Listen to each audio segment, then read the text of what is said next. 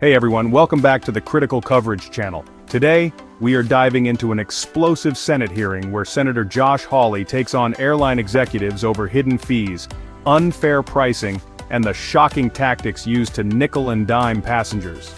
If you've ever been frustrated by surprise charges, inconsistent fees, or downright unfair treatment while flying, then you're going to want to stick around for this one. And hey, before we get started, make sure to smash that subscribe button and turn on notifications so you don't miss future videos exposing corruption and corporate greed. Senator Hawley wasted no time grilling airline executives about a shocking practice, paying gate agents to charge extra fees for carry-on bags. Yes, you heard that right. Employees are incentivized to enforce baggage policies unfairly. One executive admitted they paid $10 per flagged bag. This corporate greed makes flying a nightmare.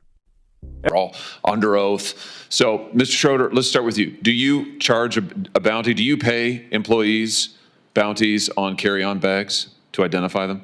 Well, That's a yes or no. I wouldn't characterize it as a bounty. Do you charge them, do you pay your employees a fee? Do you incentivize them to go pick out bags from people getting on planes and kick them off the flight? Just yes or no? We charge them an incentive. Okay, that's a yes. Mr. Klein. We do not, Senator Hawley. You don't pay your employees to do that? We have previously, sir, but we actually suspended that on September 30th of this year. And now in order to be able to treat all of our guests fairly and equitably, we've actually just put more staff and supervisors out at the gate area, and they're the ones that are still making sure that everyone's treated fairly and equitably, which is the point behind these kinds of programs, but we have removed that program as of September 30th. Oh, interesting. So let's come back to you, though, Mr. Schroeder. So how much have you paid your gate agents to enforce your carry-on bag policy, to pick people out of the line like the chairman's video show? I mean, you guys do appreciate that flying on your airlines is a disaster, don't you?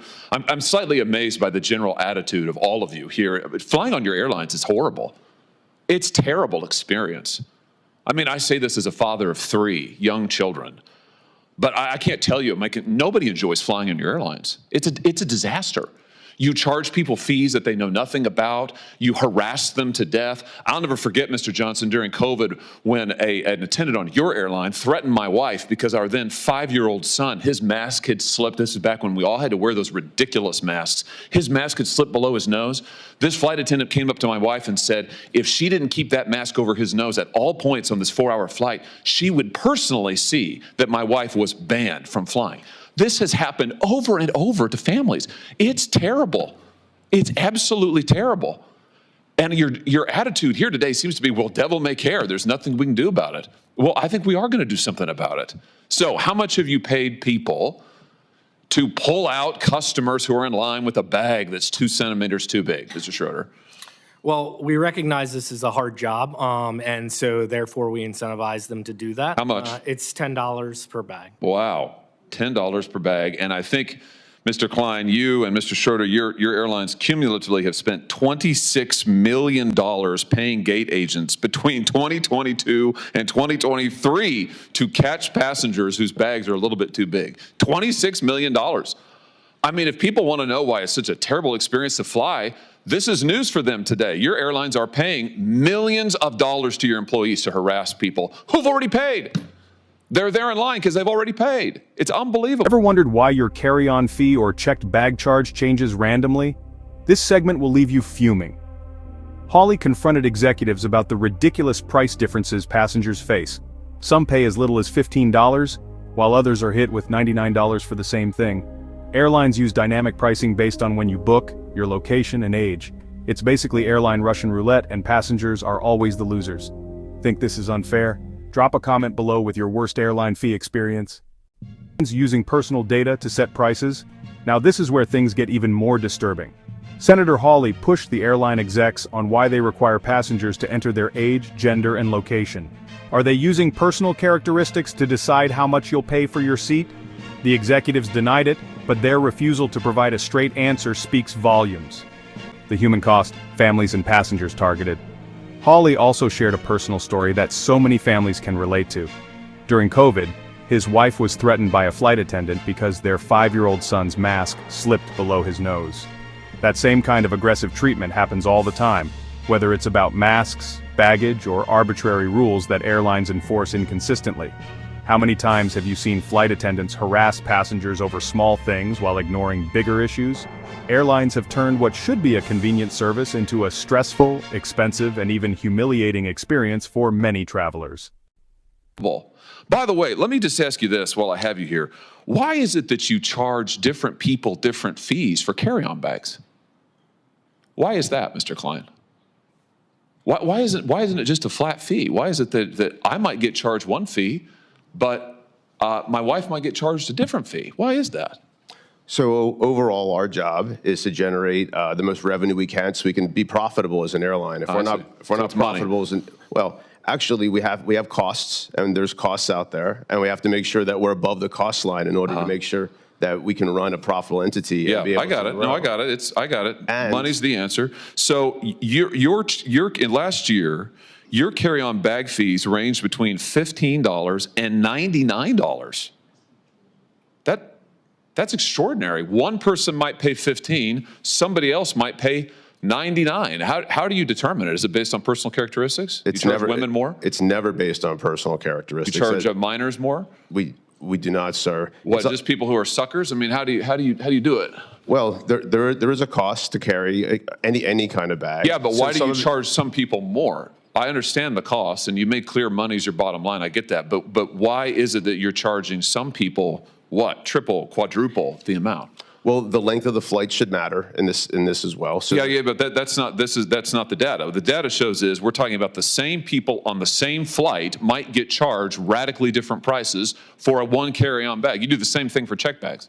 Why is that? Right. So just for the record, the $99 charge has been reduced to $79 as a maximum. That's a lot better. And what ends up happening here is we want to make sure that we can get the best price to the best people at the right time. The best people?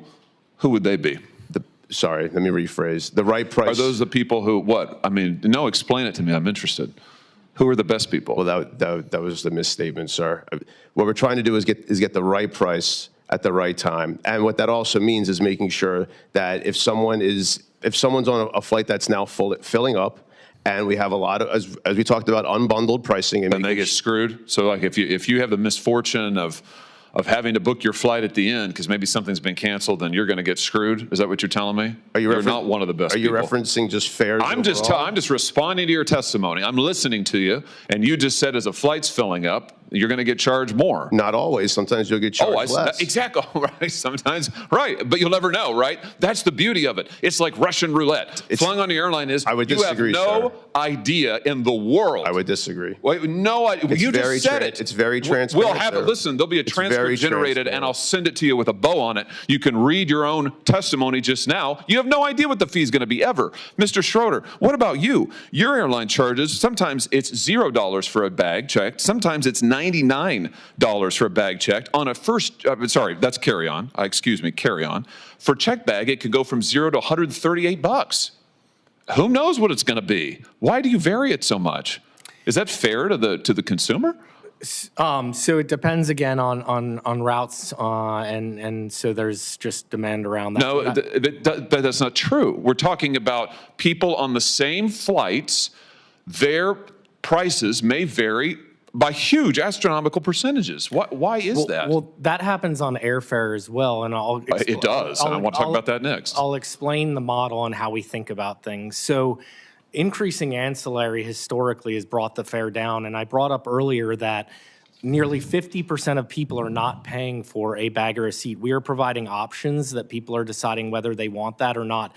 That is increasing the ability for people to travel. Listen, my time is limited, and I know the chairman, Senator House, and want to ask more questions. I just want to point out to you that you are charging people for the same thing, one checked bag or one carry-on bag on the same flight. People are paying wildly different prices for it. They have no idea what it's going to be. I think people will be amazed to learn today that if they fly on your airline or yours, Mr. Klein, heck, the guy next to him may be paying $15 for the carry-on bag, and they may be paying $80. Last thing, Mr. Chairman, I know you're indulging me. I'll be really quick on this, but Mr. Schroeder, you just mentioned that you also use this so-called dynamic pricing for seats, for seat fees. Why do you make people enter in their age and their geographic location and their gender before they can even see the cost of a seat. Why is that? That's been in place since 2014. Yeah, but why? I It's because you're using those personal characteristics to generate the fees? No, To absolutely generate the not. prices? Well, then why else do you require it? Mr. Klein, you do the same thing. Why is the gender relevant to what the seat is? This is all information that's needed in order to complete the transaction. No, it's not. Delta doesn't do it. United doesn't do it. You don't need somebody's gender in order to do it. You use it clearly. You're using it to generate the prices, right? We do not, sir. It's not based on personal characteristics? Not at all. You don't use algorithms to set the price of seats? That's a different question. So you do use an algorithm and you do make them enter all their personal Well, information? what's your definition of algorithm, sir? Oh, for heaven's sake. Well, because algorithms algorithms are ways for people to be able to come up with calculations, which is a faster way. It's more efficient than a human being doing the same exact work. So, I'm trying to answer your question, sir, in all sincerity, and I don't know how else to answer it. Thanks, Senator Hawley. Conclusion: airlines must be held accountable. At the end of the day, this hearing revealed what many of us already knew. Flying has become an overpriced, frustrating mess, and airlines are raking in billions while making the experience worse for passengers. From unfair pricing models to paying employees to penalize travelers, the system is broken. It's time for passengers to fight back. Let me know in the comments if you've been hit with ridiculous airline fees. Also, make sure to subscribe and turn on notifications so you don't miss future videos where we continue exposing corporate greed and fighting for consumer rights. Thanks for watching, and I'll see you in the next video.